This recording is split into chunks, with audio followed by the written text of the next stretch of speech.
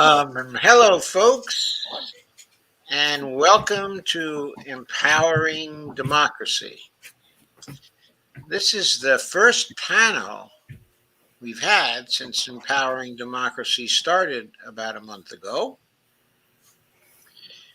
And we have a wonderful topic for you, but before we get into that, I want to introduce our three panelists. We have Dolores Piers, who has been the marketing director and communications director for KRTD Media, and also Brandy Weaver, who has been extremely active in the Medicare for All area and in a variety of other areas, as well. She is extremely active and extremely forthcoming in her opinions. And last but definitely not least, we have the activist, Mr. Gregory Mallard, who has been working to get certain people in office down in Georgia. And he is a very, very opinionated and strong individual who will be expressing himself here for us tonight. So thank you all for coming. It's a pleasure to have you. Thank you, Jim. It's great to be here. Our topic going, y'all. Our topic for tonight is getting rid of the guns and also dumping the corruption. But before we get into really whether we really do want to get rid of the guns, I want to make sure of the various opinions that our panelists have regarding getting rid of the guns. So let's start with you, Greg. Well, about the whole gun situation, and this is just bluntly honest, I'll give up mine when the federal government stops selling to terrorist nations like Saudi Arabia and Israel. So you're opposed?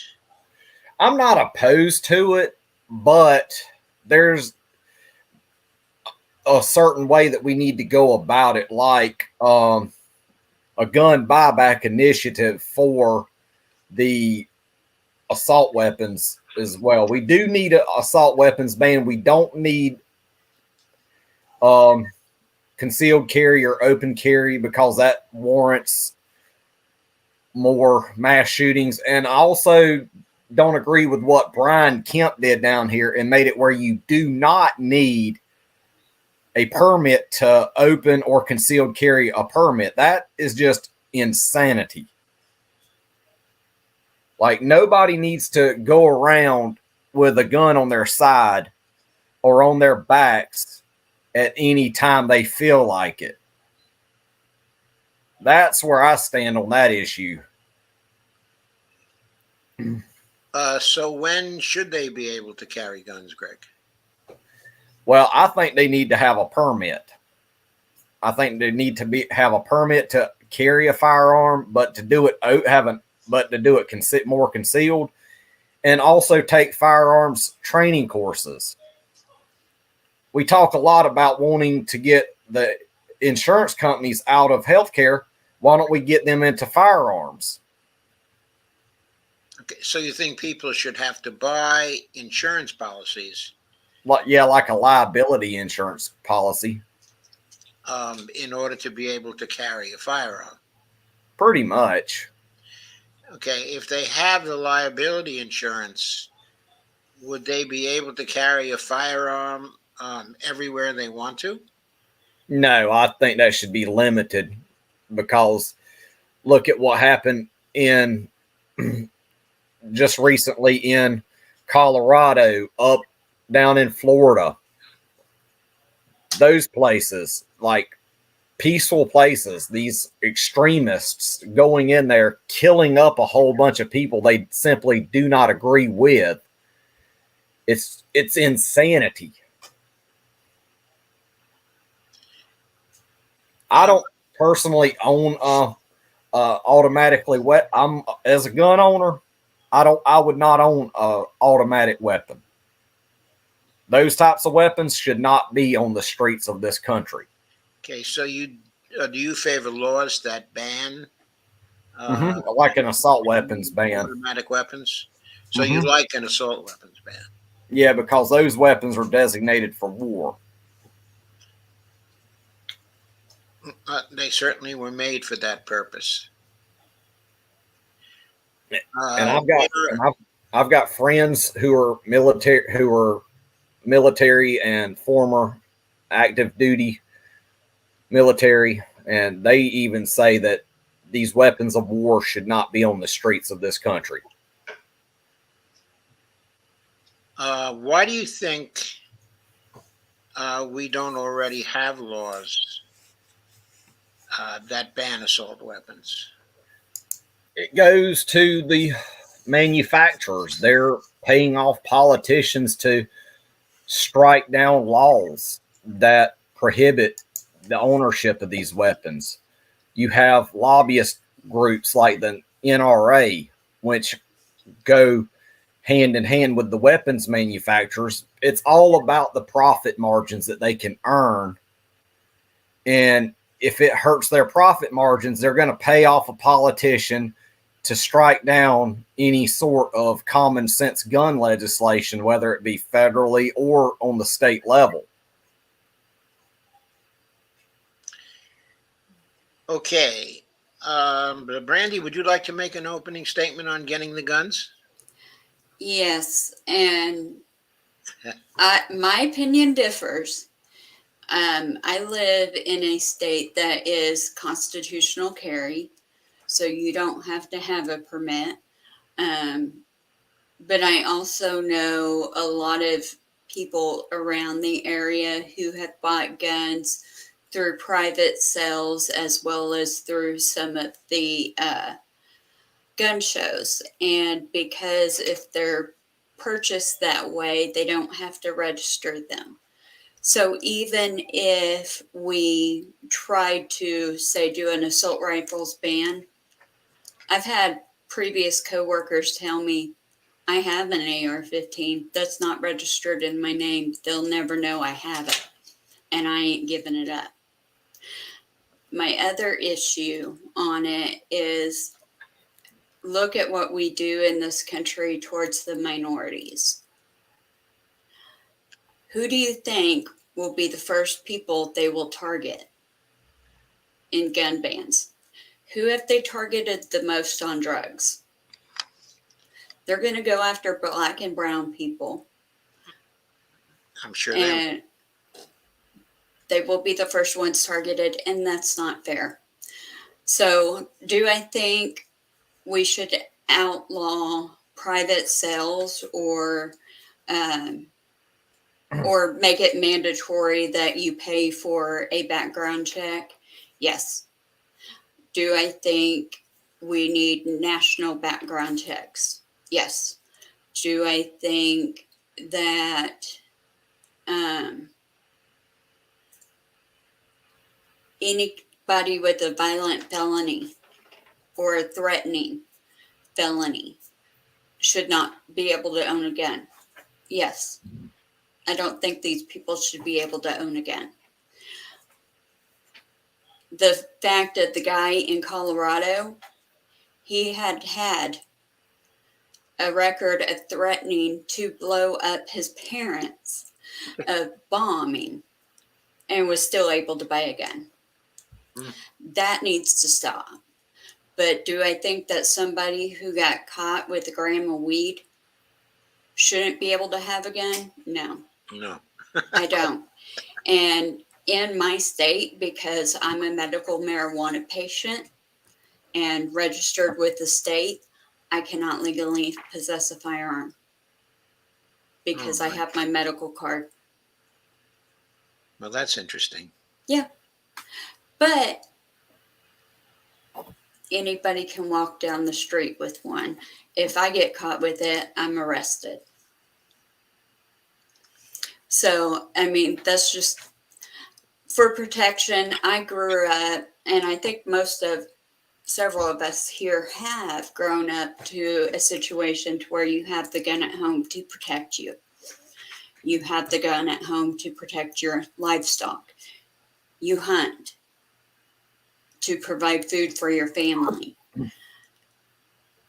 I understand age limits, but my thing is if you want to take guns away, take them away from the cops and cut back our military budget, then we'll talk about guns. Should there be restrictions on having guns in particular places? Yeah, definitely.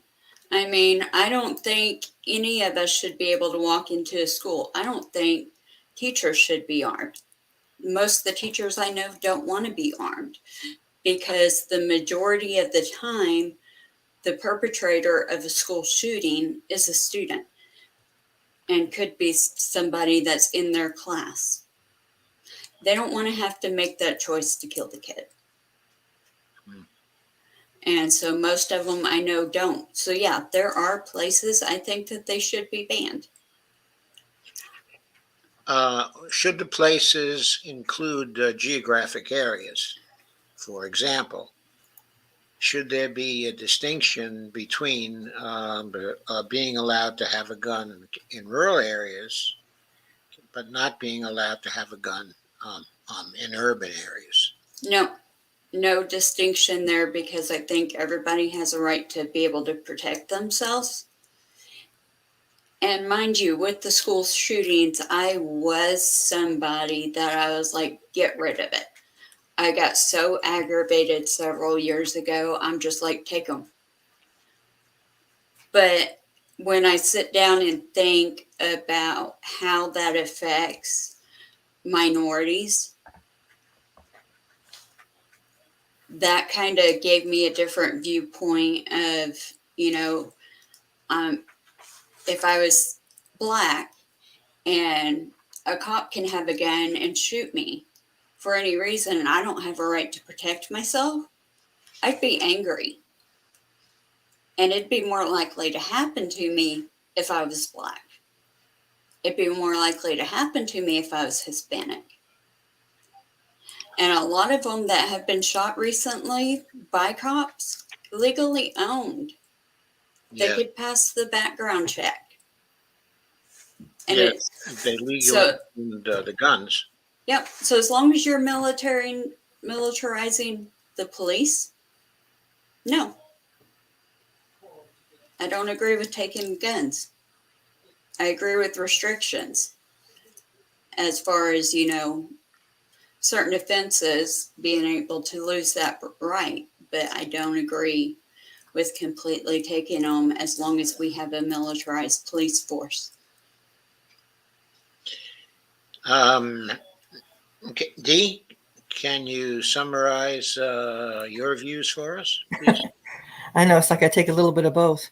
I do believe in regulations, and it's just like when you get a driver's license. You've got to pass a test. You have to know what you're doing.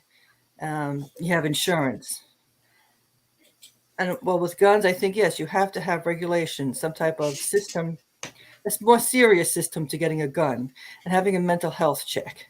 And I liked Greg's idea when he mentioned about insurance. It's got to be taken seriously. This is like we always say, like cars are weapons. That's why you have all this seriousness about cars.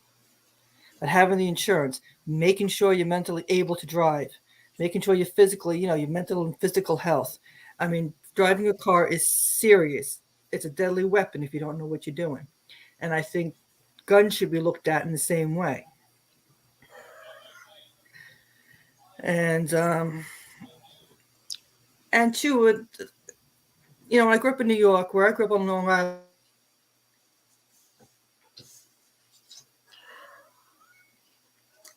I think she muted herself. You did, Dee. I didn't mean to mute myself. Okay. Growing up on Long Island, New York was different than, say, upstate New York. Mhm. Then it's also different than Florida. When I was in Florida, it was just heyday Wild West with guns. They had to stand your ground. It was mainly going after, minorities, a white person protecting his property. So you still have that old southernness in there. So it's a regional thing, but I understand that there are people like Brandy was saying with, the hunting and all that kind of, hunting and, their life, you know, part of their life, whatever. But in other areas, hunting, hunting, yes, I understand that. But we have to be cautious with guns, and the illegal guns are the problem. The military weapon type, weaponry, and just all the illegal stuff coming into the country that you have to say the government is aware of it. And they want these guns on the street. There's illegal activity that people are involved in. So, and there's just got to be a way, like every other issue, how do we confront this? How do we get rid of the illegal guns coming into the country? So approaching this but from a macro or a collective point of view, of course, we all know that the statistics are that we have really terrible murder rates. Okay, and we know that what other nations have done in those kinds of situations, such as Australia, for example, of course. I suppose Australia is a leading example because, in some ways, the character of Australians, the typical character of Australians, is very similar to the American character. It's one of the closest of similarities in terms of national similarities. Canada, also very similar. But New Zealand, also very similar. Australia had a murder problem. Okay, they had a gun problem. And they outlawed it. Okay, and they had a buyback program for people, to give them the guns. And if you look at the statistics, they look like a very successful case. People were resisting regulation for a very long time, of course. And then they passed these laws. And the buyback program was very successful. And the measure of success, of course, the bottom line was that the statistics, in terms of murder, the bottom dropped out of the statistics. Okay, that case certainly suggested that if you want to radically affect the frequency, okay, of murder, that it's a very effective strategy to ban the guns and pay people for their guns. Now, of course, there are many reasons why things might work in Australia, but not in America. First of all, in Australia, you're dealing with an island, and you don't have people coming in so easily. As we have here in America, the borders are not so porous, perhaps. I think you also have different attitudes in terms of maybe respect for the police in Australia, as compared with the United States. Yeah, England, the police in England don't carry. I know the police in England don't carry. They're famous for that. Yeah. Okay, and it works for them. Yeah. What Uh, about up in Iceland where nobody, the police nor the civilians, don't even have firearms either? It's a little different, okay, in Iceland because, first of all, it's a relatively small community. What's the population of Iceland? About 600,000 or something like that, just off the top of my head. It's in the hundreds of thousands anyway. But, it's not even a million people. The current population of Iceland is roughly a little over 372,000. Yeah. Okay. So I wasn't really that far off. No. Okay, but with 372,000, uh, it's easy to know a lot of people all over the country. That's It's very true. easy for them to share attitudes. They don't have the diversity of the United States. Okay, and they don't have also the immigration situation, okay, that we have. So that's a very different case. Okay, but maybe the first question to ask is, would it be effective here if we were to ban the guns? Effective in terms of reducing the murder rate? Yes, Brandy, you wanted to say something? The only thing that I want to add in that's a little bit different from that question is my only issue with the insurance thing is then that creates people who can't afford to own Yes. because they can't afford. So then it creates a class struggle. So then your upper class will have it, and those who are considered lower class will not have equal protection. Yes. So that's my only argument against that. Look at Yeah, Steve's comment. I think that's a good argument against it. Okay, of course, we could subsidize the liability insurance for the poor people. Okay, but then we would have to monitor that, of course. And so that's a problem. It's not. And I something- would make the training classes free.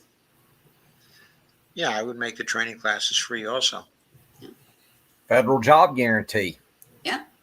I mean, I don't mind regulation at all. I just know that there's some places to where you don't want to be out in the country without something to protect yourself. And that's not just from other people, but also from animals Sure. that have large animals. I mean, we have bears here in Arkansas.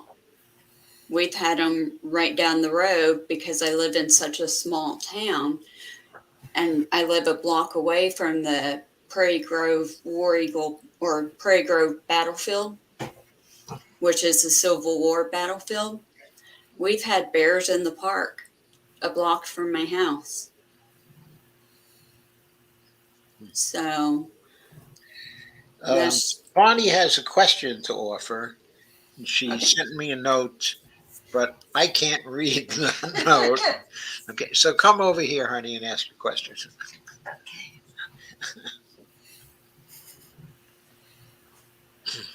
Okay, there's a building in Buffalo, New York, where you can go into the building, and down in the basement area, there's a shooting gallery. And people can store their guns there, and they can shoot them when they want. They do probably have to make appointments. I don't know the exact information. And I also thought it was a great idea for people to, in each state, to have the MRI. Is it the Rifle Association? What is it?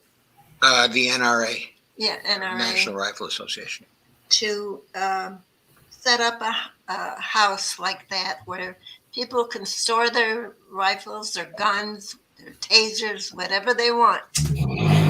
And they can go in and play with them when they want. but they can't leave the building. So would that be something people would find interesting?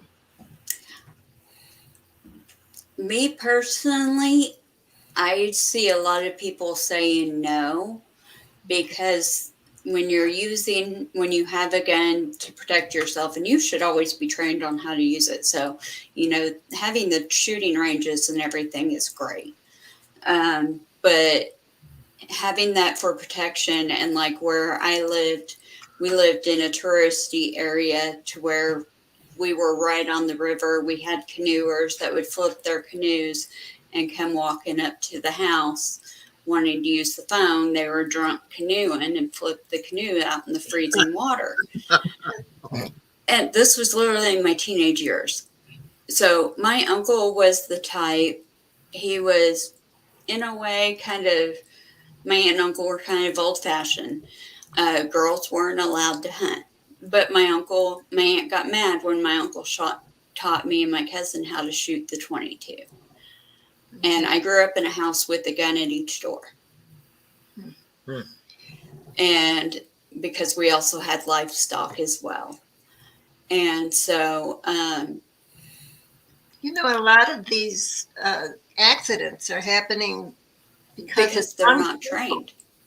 Of young people who think they're angry and they've got to take it out on someone, and they don't care who it is.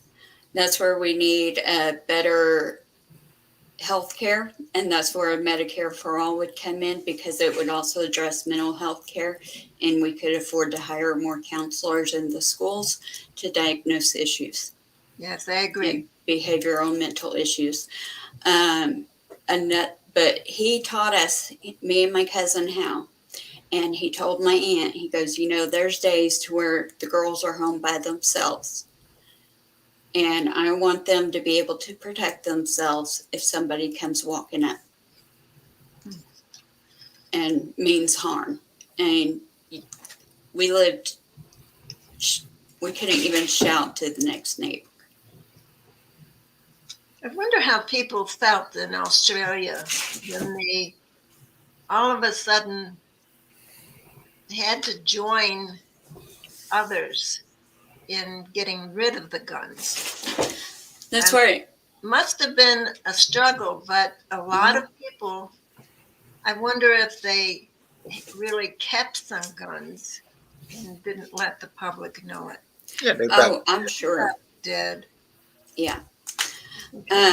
I'm sure that would be an appropriate question to ask somebody like Stephen Hale and have him on the show one of these evenings to discuss this with us. That would be something good to have Stephen Hale on, so that way we can get that perspective from someone who's Australian. It's a great idea. Yeah, I know some other Australians too that I've had some contacts with when I was doing work in the knowledge management area. And they are very well educated, very intelligent people. They went through that experience also. So we could ask them as well. Maybe perhaps a show where we have 3 or 4 Australians on.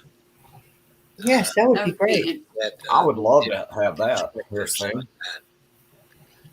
Well, maybe I can impose on some of my friends for that. Okay. Anyway, the reason why I introduced the distinction between the urban, and rural areas, of course, is because I come from an urban area. I come from the Bronx. The neighborhood I lived in was a pretty safe neighborhood. If anybody knows anything about the Bronx, it was the Pelham Parkway area, of the Bronx. It was densely populated. There were mostly apartment houses there. There were some single-family houses, but they were very close together, also. It wasn't an area that was very friendly to single people coming in from outside of the area who would tend to roam around in our area. In other words, the community feeling was pretty tight. If somebody strange, was running around the apartment houses, you soon knew about it. Okay, and the cops were called in. And also, while I lived there, when I grew up, uh, there were very friendly feelings towards the cops also. Okay, the neighborhood was an ethnically homogeneous one. It was one where there was no need at all to carry a gun. There were no concerns about meeting animals on the street. Uh, there were few concerns about meeting criminals on the street in this particular area. Um, so there was really no need for guns in this area, okay, except for the police maybe. The police would always wear guns. There was a New York City Police Department. Everybody had a pistol. Okay, everybody had a club. Okay.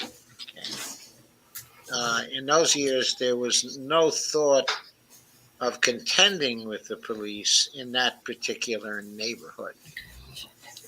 Now, of course, there were other neighborhoods in New York City that were neighborhoods that were rough, but usually those neighborhoods were controlled by particular groups, and the individuals who lived in those neighborhoods had relationships to the groups that were controlling the neighborhoods. Okay. Generally, individual people didn't have a need for guns. If they had guns, then they would be picked on by the groups that were running the neighborhoods. Okay, because of course, from their point of view, only their people, are going to be allowed to have guns.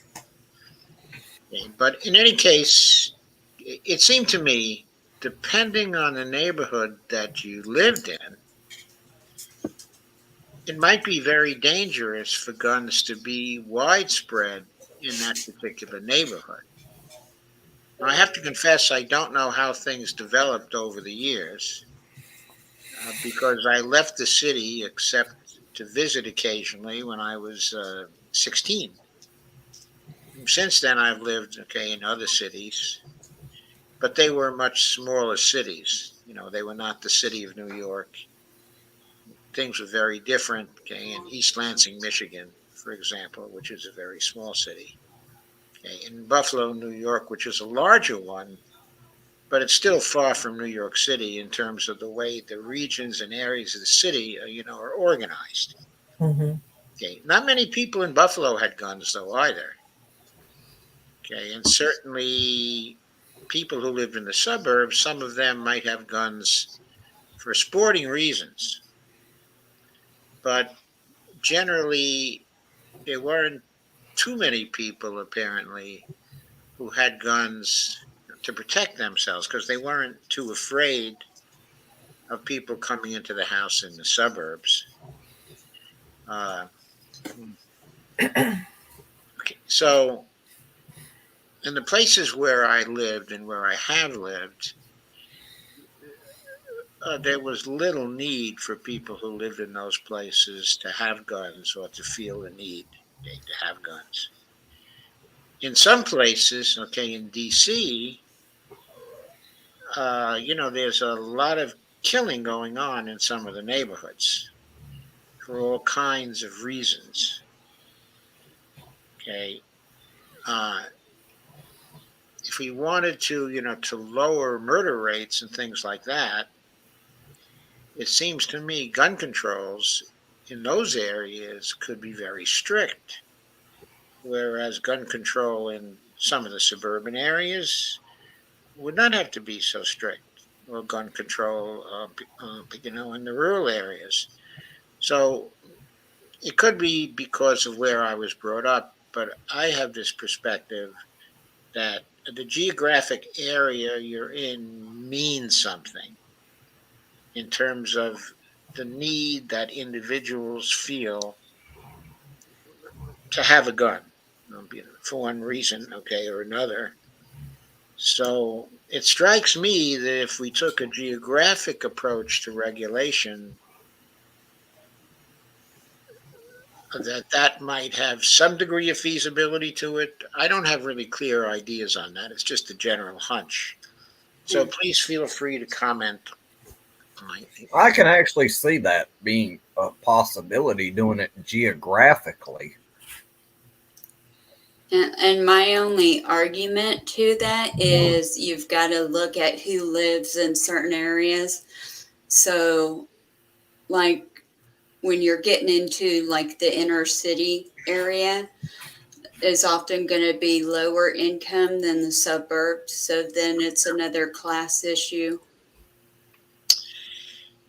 Yes, it's a class issue, but And okay, it's also true in those areas where there is a lot of gun violence. mhm. That if the guns were gotten rid of in those areas, then the murder rates would be likely to go down. Yeah, they would. But we've got to do it in a we've got to be conscious of class and race. I agree. We have to be conscious. And that's my viewpoint. That's my major viewpoint on it is we've got to be conscious of class and race when we look And- at how to regulate. And I was going to say, in the poor neighborhoods is where you have a lot of the illegal guns Yes. being sold or some kind. I mean, there's something going on in those neighborhoods where there's these illegal guns being brought into the neighborhoods. Well, Yeah, there could be gang issues, okay, in those neighborhoods, Hmm. of course. Which also circulates to class and race issues. Right. And then you have you don't know if there's corporate people involved with some kind of illegal activity and paying people to do certain things for them. And then you have, even, drug issues, people getting paid to do certain things. So there's always that person on top that is paying somebody else. Okay, we've been discussing this in the absence of really talking about the political system Hmm. and the impact of the current political system we have now, okay, on whether and how we can regulate the guns. But so please give me your thoughts, okay, on what the impact of the political system is and how we might uh, come to alleviate the gun problem by changing the political system. One thing that I can say about our political system is we have the right that wants no gun regulations pretty much at all. And they'll tell you every mass shooting is a mental health issue, but they never offer anything to fix it. I do believe that there are mental health issues involved in a lot of these mass shootings, but the way to fix that is through Medicare for All, which the Democratic Party is not supporting, even when they had the numbers Yes, to that's push right. for a And vote. of course, the Republican Party is, simply uniformly against it. Mhm. There's not even Yeah, a point about, talking about them. yeah. And I would So say a There are federal job things that guarantee as might well. be done with respect to the Democratic Party, though. yeah, a jobs guarantee would be good. And that would help the situation because people are under a lot of stress. And you've got a lot of talented artists in these communities. I mean, you can be paying these artists that do so much great work to revitalize and beautify these communities. And the more money you invest in these poor and low income communities, the less violence you're going to see. It all goes down to a simple matter of lack of community investment in these poor and lower income communities. Yeah, that's where we talk about poverty leads to the majority of crime is based off poverty. Because if you don't have money to eat, you're going to steal. So you can cut back on crime by cutting back on poverty. And then you've also got to control your police force so that people don't feel like they're overpowered, because that desperation also plays a factor in crime. And something else that plays a factor into it I agree with Greg. is we need to do what they did in Portugal and decriminalize and legalize all drugs, and you would see the poverty rates drop, you would see the crime rates drop, because you've got to think, when drugs like that are made illegal, people are going to want to do it more. If you decriminalize it and legalize it, paired with Medicare for all, For drug treatment programs. then you would help a lot more people instead of throwing them behind bars for a plant, for a nonviolent offense. Mm-hmm. If we take that money away, even the state levels could take that money away from these private corporate owned prisons and put it toward Medicaid expansion as well. Well, if we had a Medicare for All program, then we would not need to have Medicaid expansion. Yeah. Yeah, if we had Medicare for all, that would cover, or a universal or nationalized system, that would cover drug treatment, that would cover mental health care. And I'm a big advocate on mental health care because I do have issues. Now, I don't have a type of issue that would cause me to go out and shoot somebody. But I do see how being able to receive that care and after having gone years without is traumatic and can be very devastating. And so the jobs guaranteed, anything we can do to cut back on poverty will help.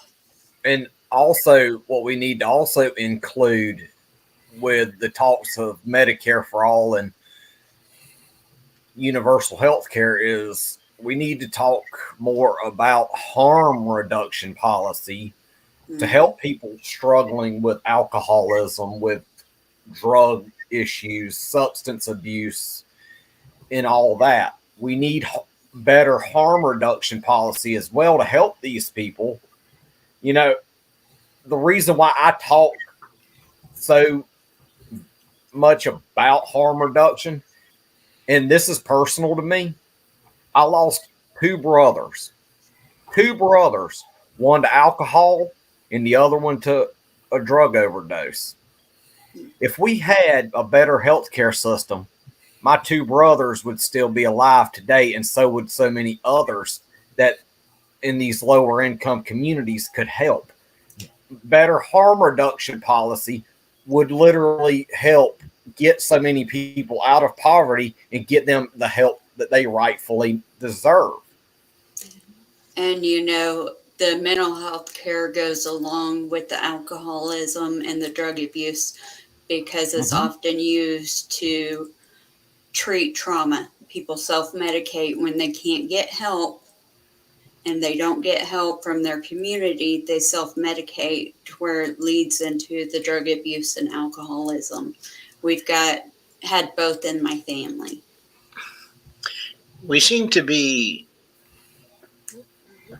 starting to to corner in on the idea Mm-hmm. that the murder rates are a systemic problem, Mm-hmm. and that we have to attack them with a policy agenda Mm-hmm. Mm-hmm. that takes care of health care, but takes care of the problem of having a job at a living wage, Education. Poverty. program, education. We could certainly come up with an agenda. In fact, it would probably be very close to Bernie Sanders' agendas in 2016 and 2020. That if those were actually implemented, that we would greatly reduce the problem of violence, okay, in our society. Okay, I have to agree with that because I used to study and publish in the area of civil strife, okay, and violence. I published actually quite a bit, okay, in that area, and developed some pretty good models of the causes of civil strife back in the late 1960s and the 1970s. Okay, so I agree with all of that. Okay, but we still have to consider the question of uh, taking the horrible social conditions that we have going on right now. Oh, wait a minute. I have to let Brandy in. She's back in stream. Sorry, I don't know what happened. It just closed me out. Yeah, I don't know what happened either, Brandy. But in any It's case, the Russians. Just kidding. You said that because I got red hair tonight, don't you? I'm just picking on you.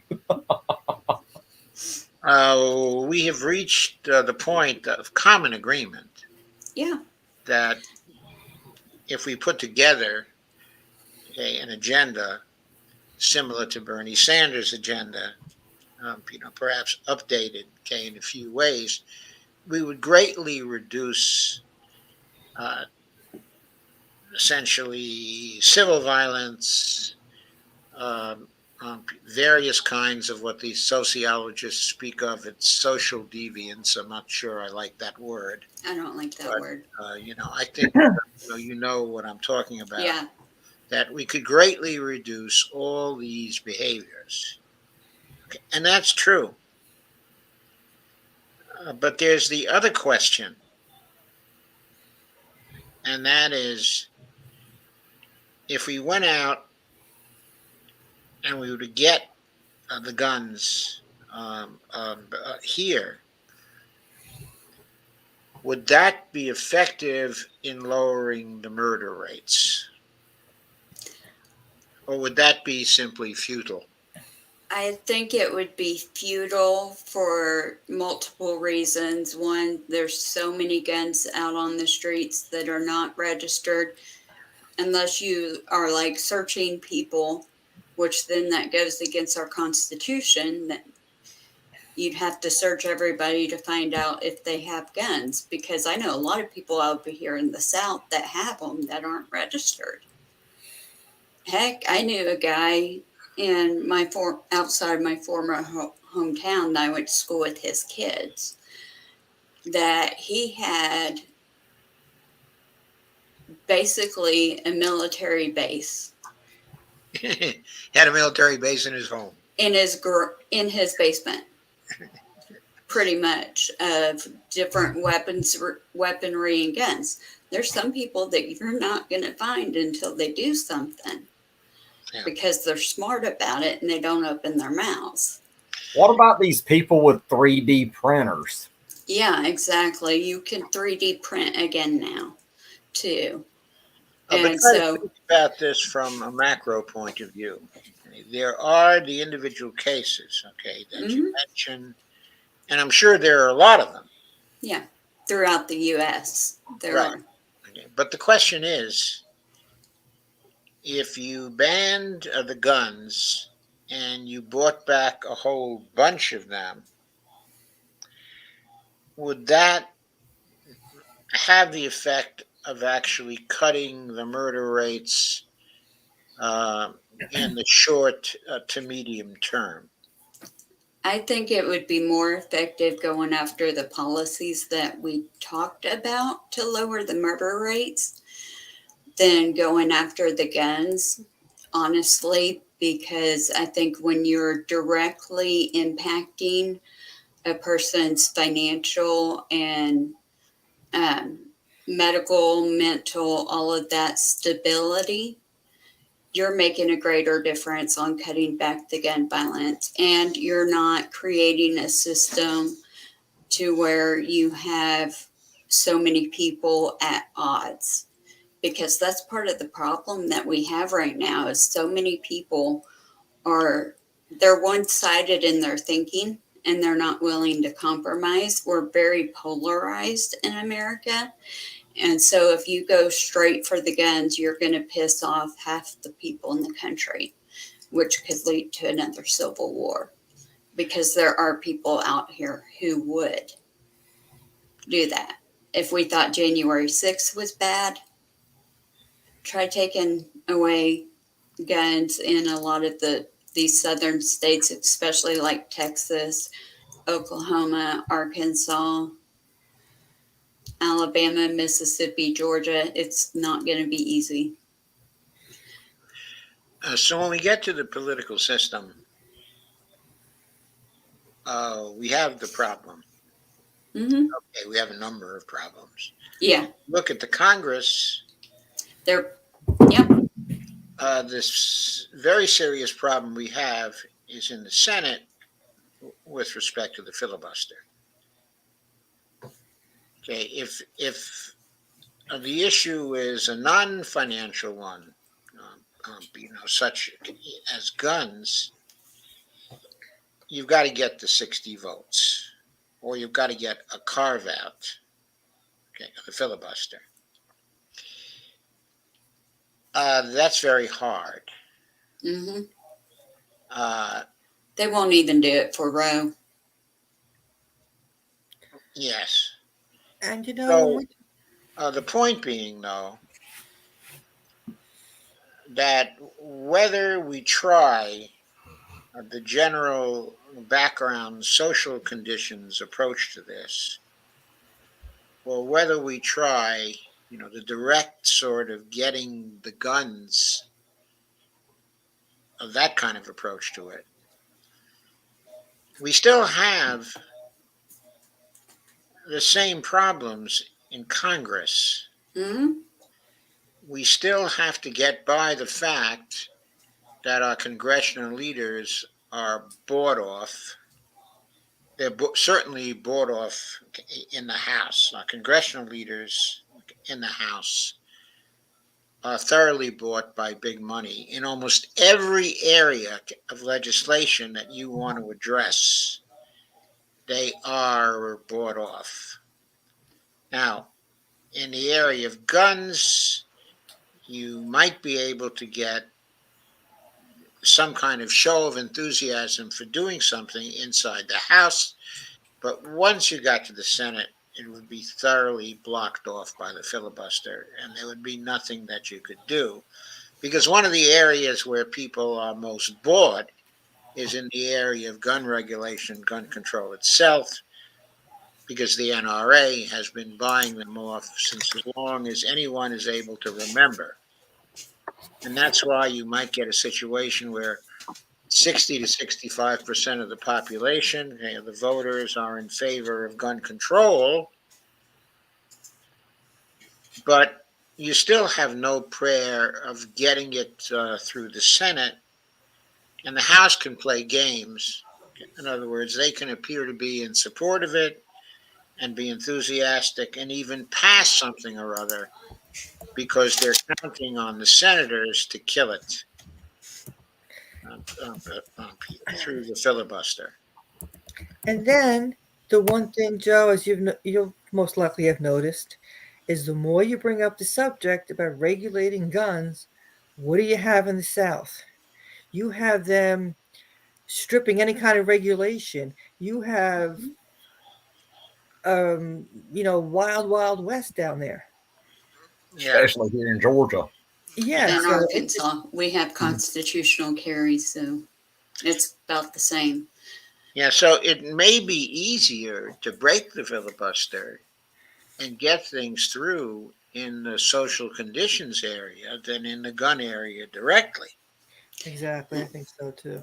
And you see, with the House being majority Republican, you're not going to get any gun legislation past the House right now, Yes. unless it was like we'd probably have just as much luck getting Medicare for all as we would passing gun control.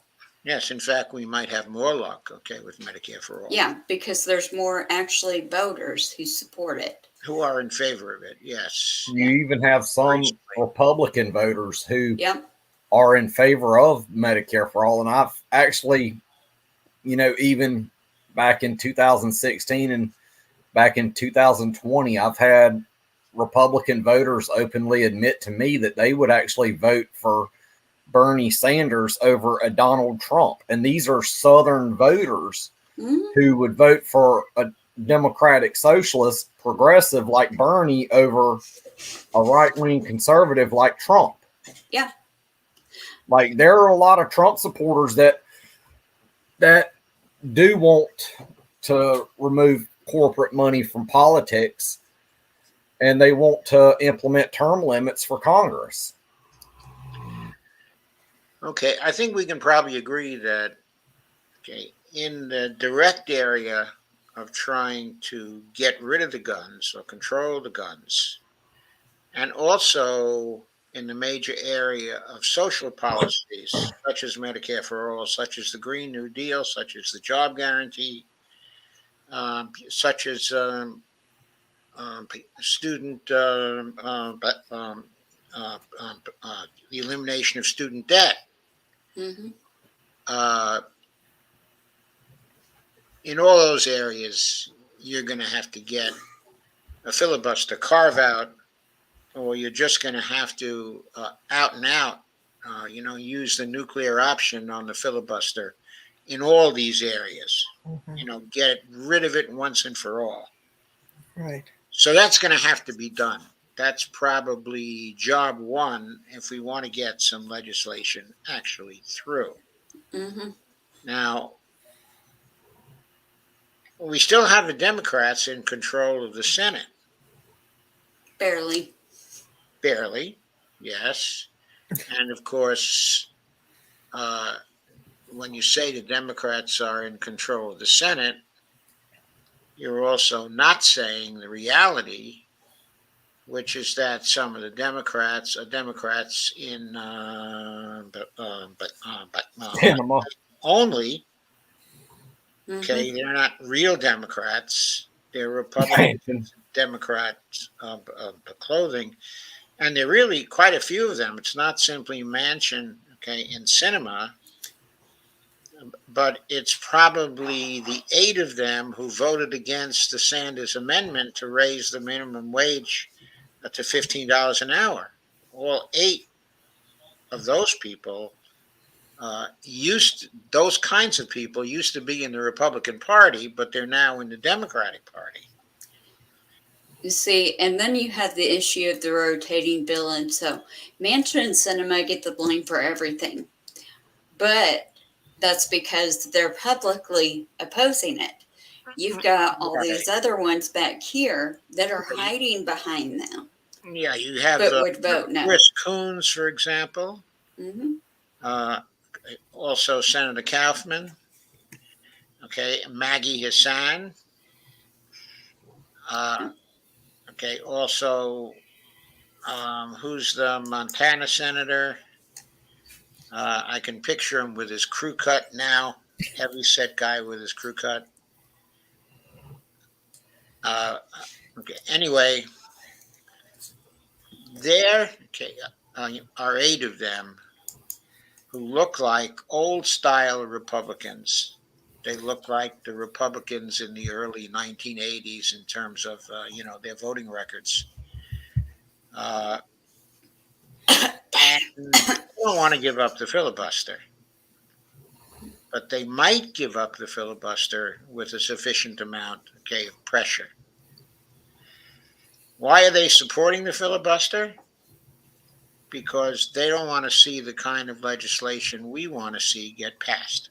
Yeah. Why don't they want to see that kind of legislation get passed? I think it's because of their donors. Mm-hmm.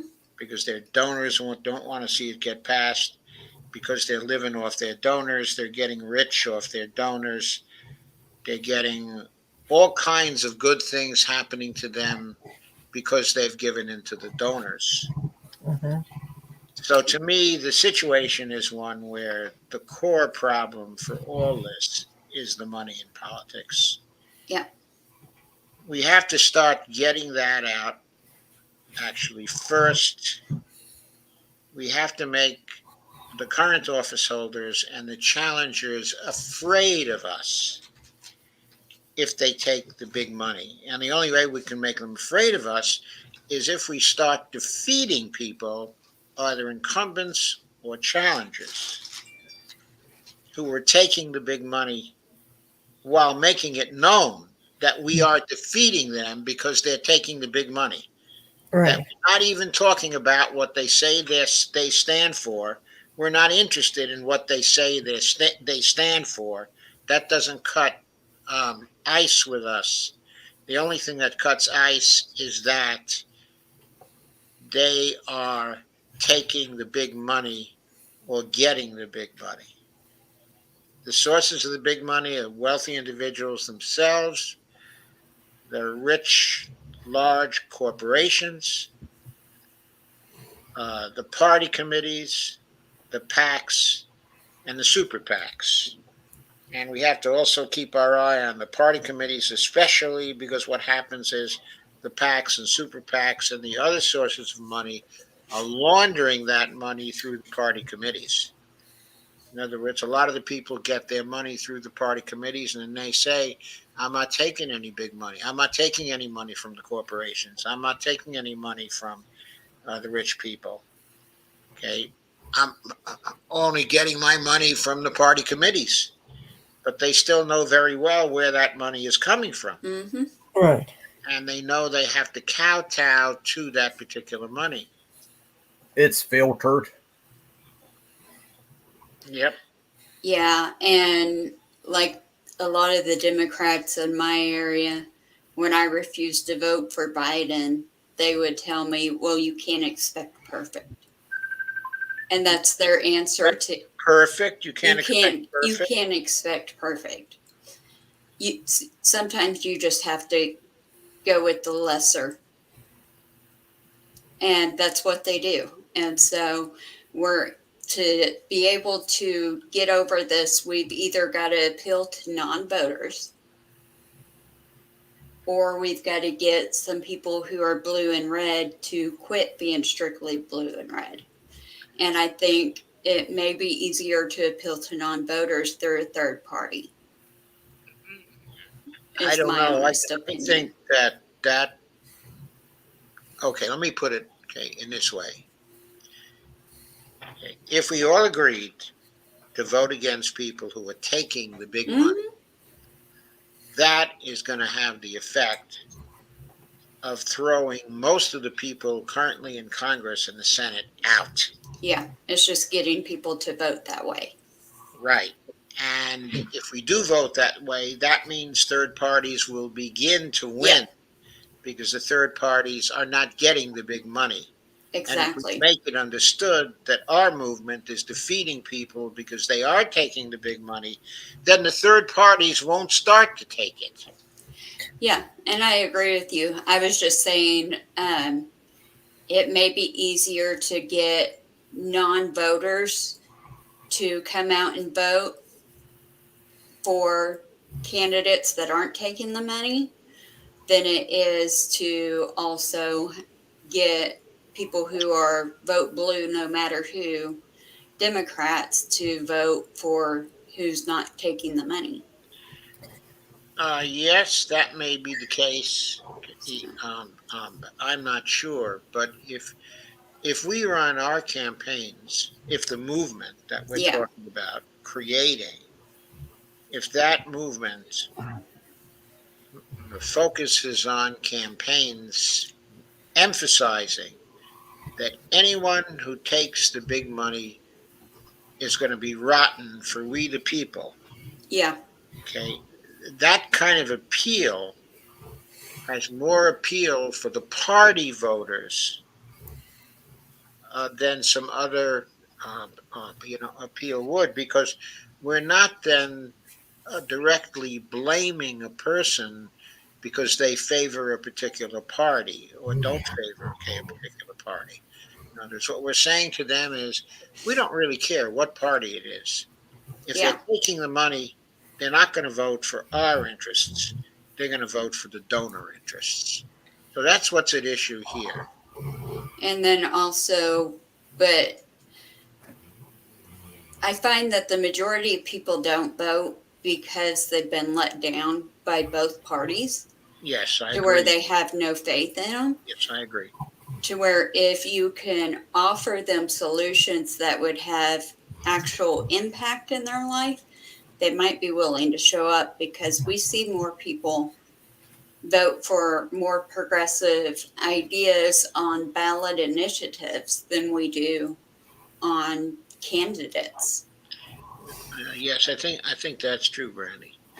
Okay. I also think that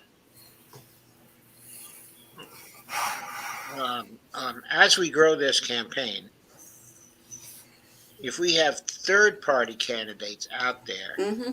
who are offering them Those, solutions, positive solutions, yeah, it will be easier for people to say, oh, let's get rid of the people who are taking the money because we've got these other people out here who have some good solutions.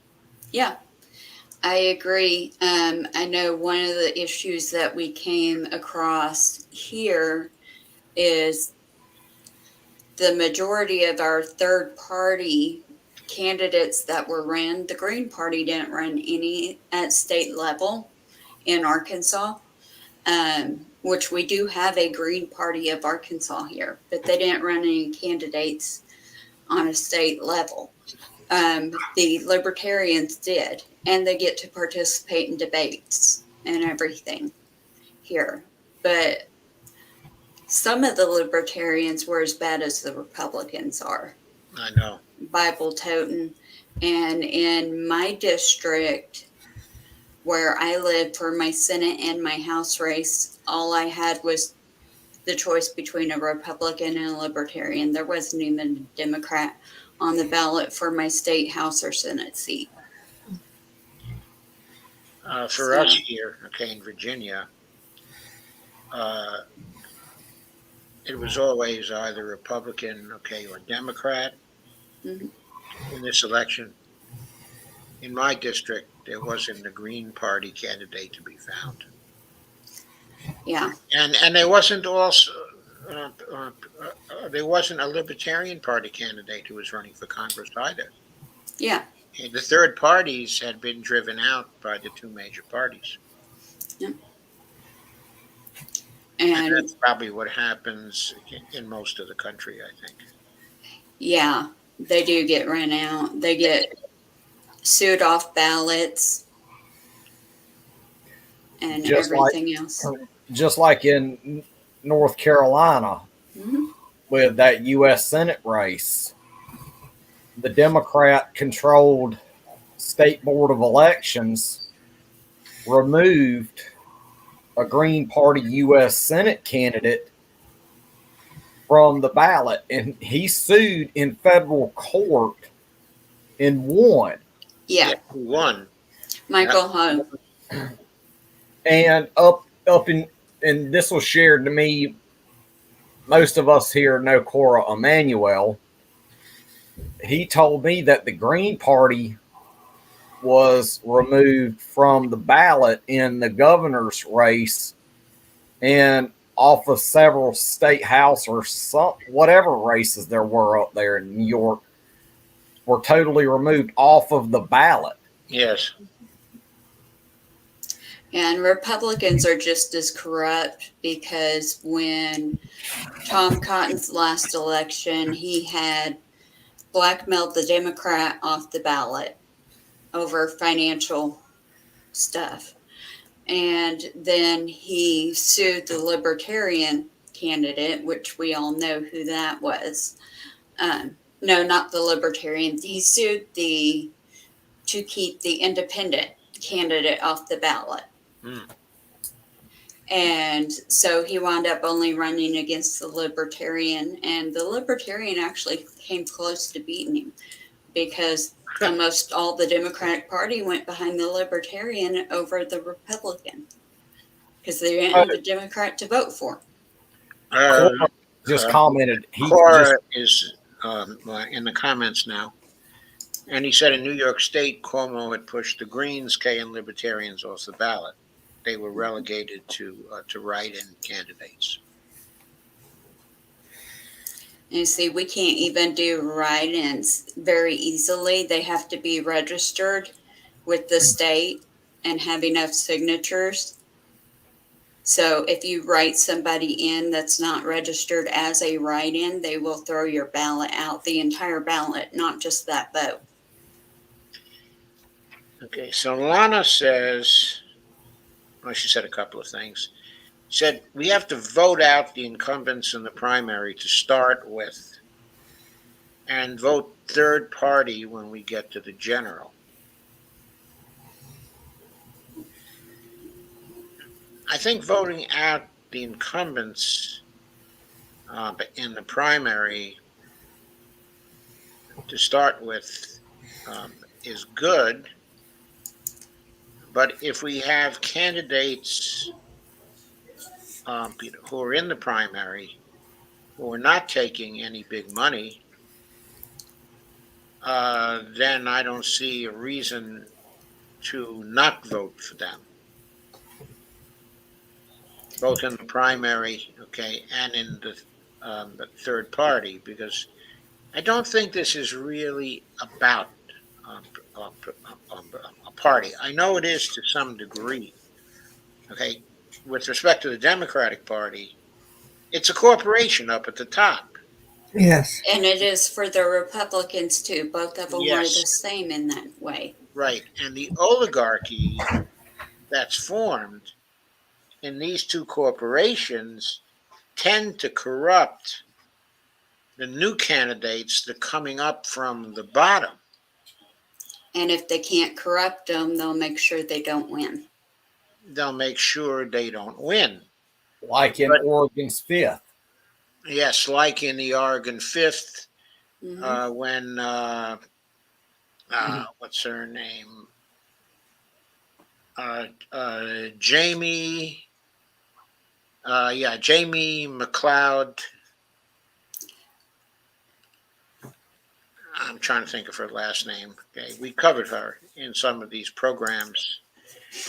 Well, and another example is look at the Buffalo mayoral race. Yes, with India Walton. Yes, and she won the third party, or she won the Democratic seat. Yeah, she won the Democratic seat. She won the primary. The Democrats who were opposing her went out, okay, ran as independents For a write-in in the general election, and beat her. and they beat her because they had all the Democratic money behind her, behind themselves, and no Democratic financial support was going to India Walton. She was frozen out. She was a great candidate too. Yeah, she was a great candidate. She was very courageous Mm-hmm. and very forthright. Mm-hmm. Okay, but okay, there's one case where she deserved to have people vote for her, even though she was a Democrat. Okay, and by the way, the local Democrats are controlled by the national Democrats to a much lesser degree. So the National Democratic Party would have had very little influence over her if she became the mayor of Buffalo, and she could have done an awful lot of good Yeah. in that spot. So again, I'm emphasizing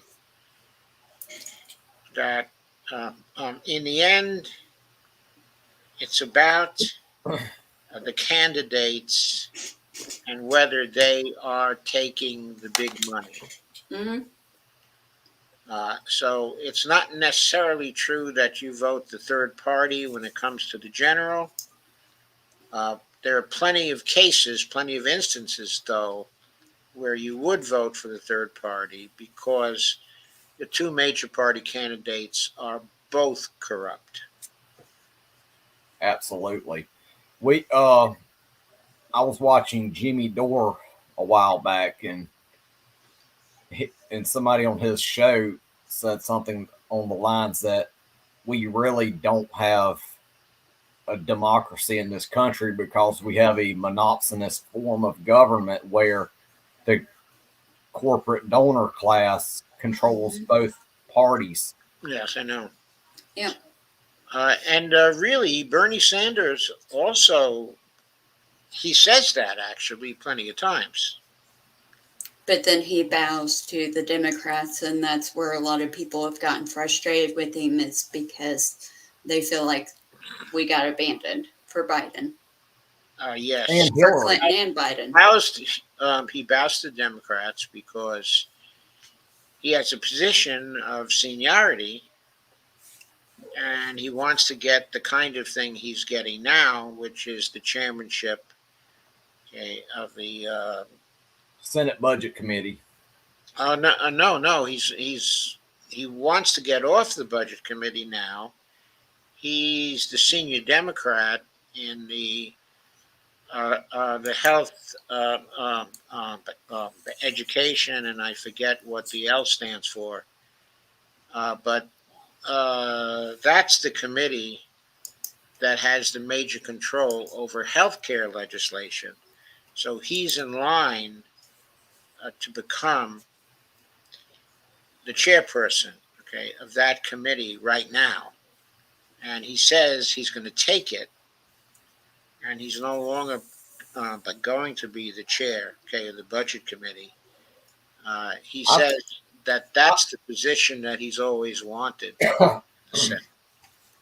think we need to let, even though we may disagree with this, but let Elizabeth Warren be the chair of the Senate Budget Committee. I think she would be a good one. Mm, She might be the good one. The person that I am really for is kind of a sleeper. Okay, it's actually Jeff Merkley. The reason for that is if you look, Where's he from? he's from Oregon. He's the other Oregon senator. Oh yeah, he's a really good one. He's strong. If you look at his voting record, he follows Bernie right down the line. He's always there for Bernie. It would be like actually keeping Bernie, okay, as the chair, okay, of that particular committee. I like your thinking. So that's why I say, I mean, he is to the left of Warren. There's no question about that. yeah. Okay. Okay. What Warren is good on, I think she's good on numbers, things like that. She's good on family finance, but she has a very strong institutional affiliation to the party. And I don't think Jeff Merkley has as much loyalty to the party as she has. He's more likely to be the maverick. So that's why I'm for him. So Lana says, please have on John Roberts Breaky with this panel. Okay, Breaky is the person who has done very detailed study, okay, of voting systems, okay, and particularly paper voting systems, okay, and making them really transparent, okay, and honest.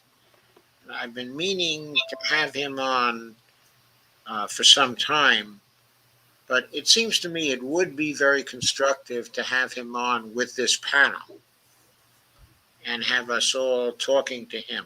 Okay. Okay, so what I wonder about is whether you all would be available, say, next Monday night, if we were able to get him on here then to Should talk be. with us. Okay, he's really someone who's worked for years on this and who has a lot to say. What I'd like to talk to him about is, okay, let's say that his voting systems were completely passed, and we had them in every state. Then what impact would that have on the oligarchy, okay, and on donor control, okay, of politics? I mean, I'm not trying to minimize the effects, okay, of voting systems, because we know how damaging they've been in primaries. For my part, I am pretty sure, due to the discrepancies between the exit polls and the final results in the primaries for 2020 and for 2016, that there was all kinds of rigging going on. I'm pretty sure it was machine rigging. Okay, but given the exit polls, the final results in many states, for example, Texas is one state, but also Connecticut, um, um, also Minnesota. Given the exit polls in those states, the final results didn't make any sense at all. See, I live in I think I can't remember if we were the only, I think Bernie won 2 counties in Arkansas, and one of them was mine. And we had, during the primary, while there was still a dozen people in the race, John Brummett came down from NPR to the senior Dems meeting and sat there and told every single one of them, and they're all shaking their head along with him because of who he is, that the only way to beat Trump in the election was Biden. So they wouldn't even consider anybody else. And it's that basically the senior Dems run the majority of the county. The only reason why Bernie won our county was the college kids and the youth vote came out for him. But if they don't show up, we don't get a progressive, because the senior Dems don't vote for progressives Yes, I know. that we have here. Okay, so are we all interested in talking to Breaky next week? Yeah, because we do need to change our election system in this country. Yes, Okay. I'm available. Absolutely. Okay, so I will get in touch with him, and we'll see if he can come on. Okay, at 9:00. Okay, on Monday next week. If he can't come on, okay, at 9:00, then is it possible for us to be available some other days of the week at 9:00? Sure. I think except for Wednesday, Okay, so except for Wednesday. or if it's after us, then we can do it on Wednesday. Because we're usually on at 8. Talking about the voting machines, weren't there also reports of people's votes being switched from Bernie Sanders to Hillary? Yes, there were reports of that. Okay, and in certain areas in Florida, there was obviously machine rigging that was very, very gross. When Tim Canova ran in 2 straight elections, And he Florida was has a history of that. yeah, I mean, he was definitely cheated, Mhm.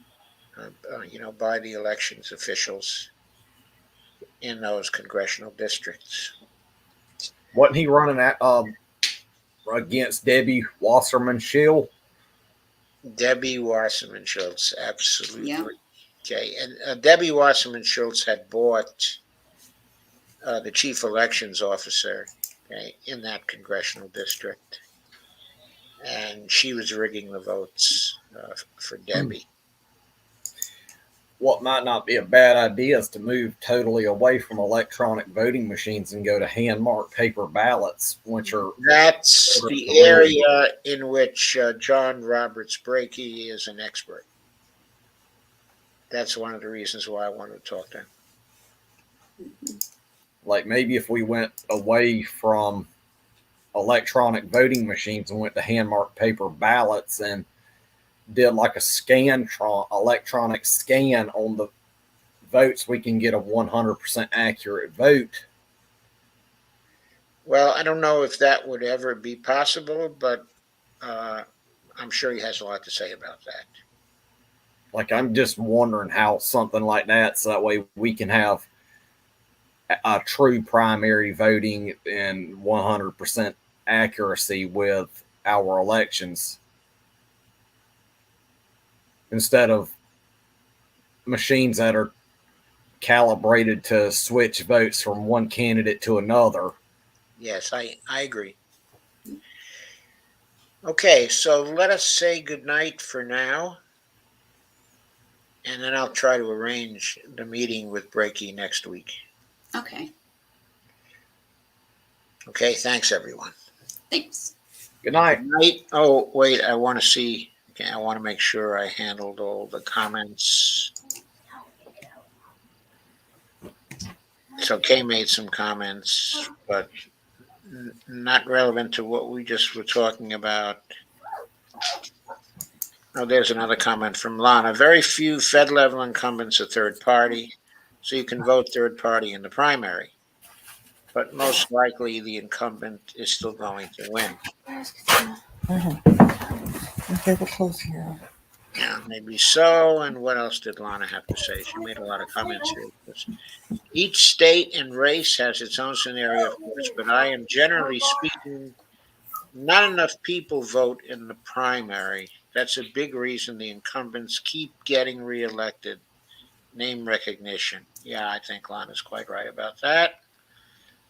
As I say, third party in the general, if people are hell bent on that, but first vote out the corrupt incumbents, 99% of whom are D, K, or R.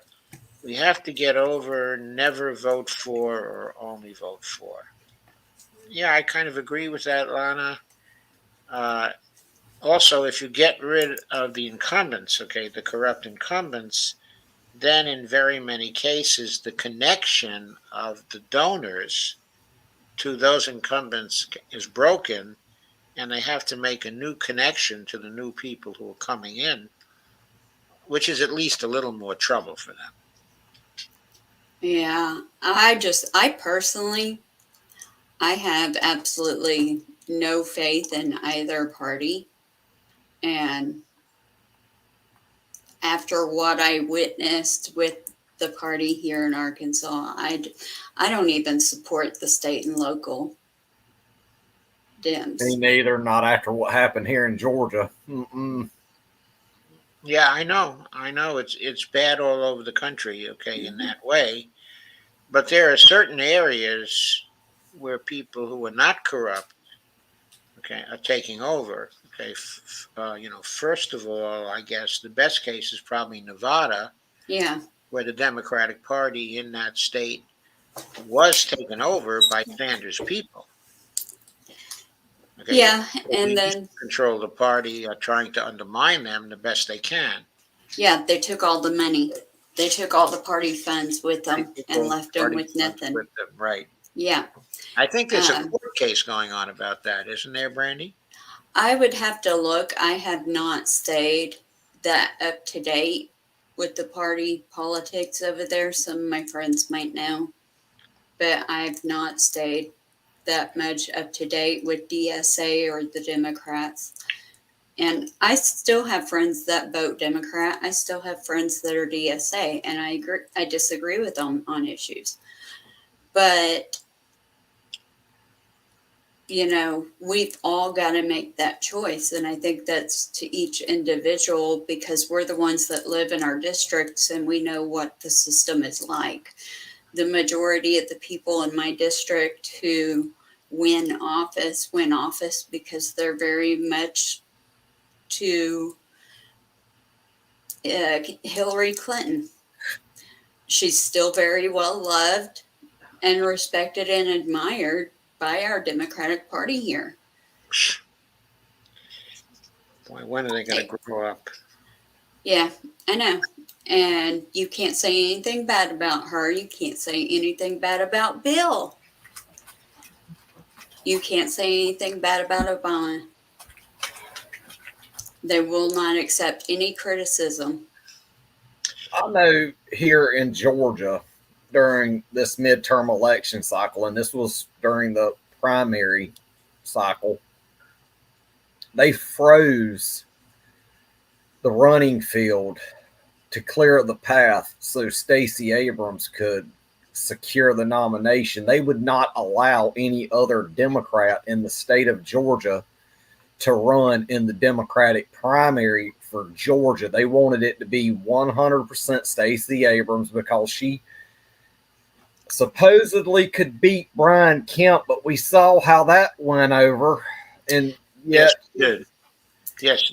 And yet they were sitting there blaming voters and all that and trying to blame Raphael Warnock, who did do all the right things here in Georgia on the campaign level, over what Stacey Abrams failed to do. She chose to cancel events here all across Georgia. She chose to go and make a national campaign out of a state race by appearing on nationally syndicated television shows and other various talk shows over actually focusing on the people that need to get her elected. We had a candidate in the primary for governor who was a very good candidate, and he was the first one to announce, and he spent over a year out on the primary trail, traveling around the state, met with the marshalees and everything. But the majority of the Democratic Party went support him because they didn't think he looked professional enough. Sheesh. I mean, look up there in PA at John Fetterman. Like, the dude dressed like a blue collar worker every single day on the campaign trail, yet he won that election and beat the hell out of the Republican.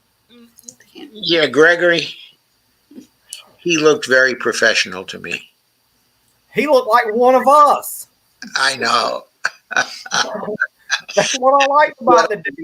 He looked like one of us.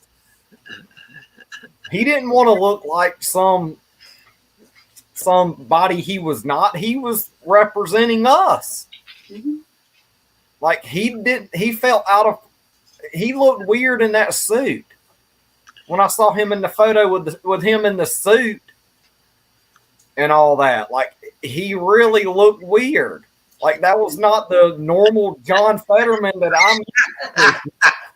I'm.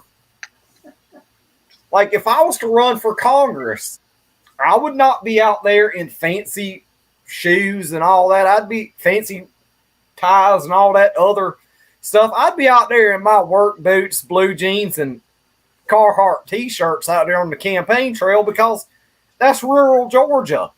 Yep. That's part of me. I'm rural. I'm backwoods rural Georgia, and I've got to be like my people that I am trying to swing over to vote for me. I've got to show some relatability. I'm a backwoods country bumpkin from South Georgia, and you've got to be relatable to who you're trying to get to vote for you.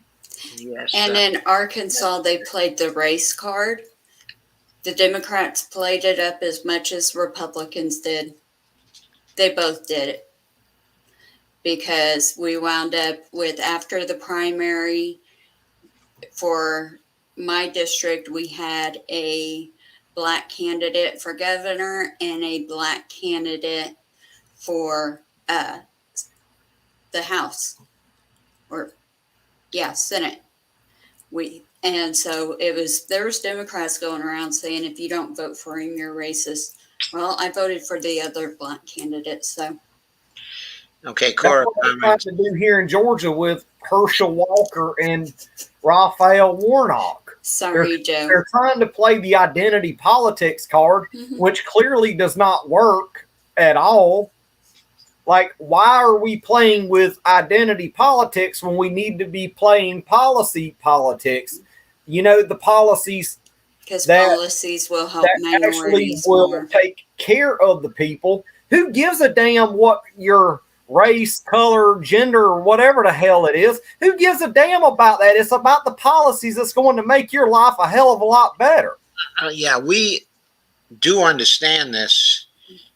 I think we also understand that they want to emphasize identity politics because they don't want to run on policy issues Exactly.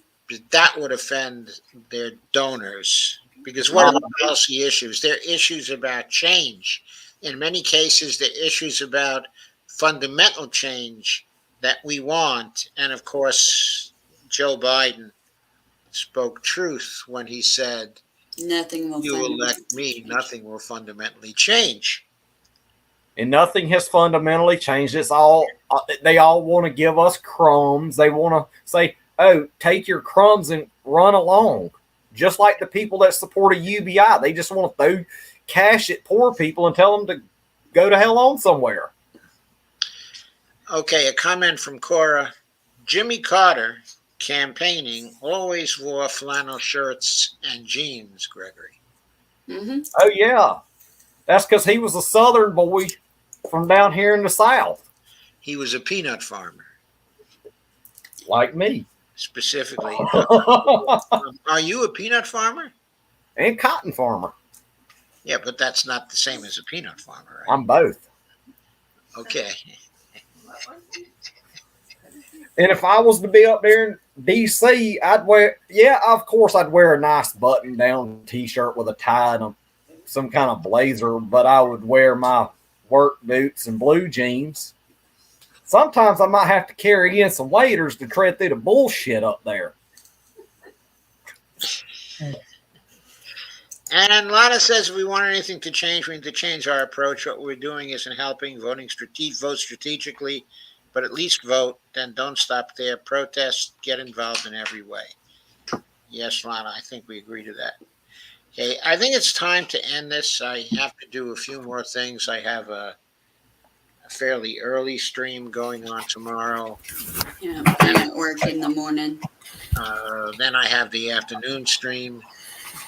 And another evening stream comes tomorrow at 9 o'clock. So I got a lot of work to do. Well, thank you for having us, Joe. It Thank was a you for great having us. You know, I pleasure. got a little rowdy there at the end. Well, that's all right. I like rowdy. I like rowdy. Well, cool. You might be able to take the boy out of the gutter, but you can't ever take the gutter out of the boy. Where I lived, we had gutters. Okay. Now here we just let it just run off the side of the house. We don't care. Okay. So then I'll see you. I'll probably see you tomorrow. Y'all take care. Okay. We'll Have a probably good night. be doing Don't something. forget to like, share, subscribe, and follow.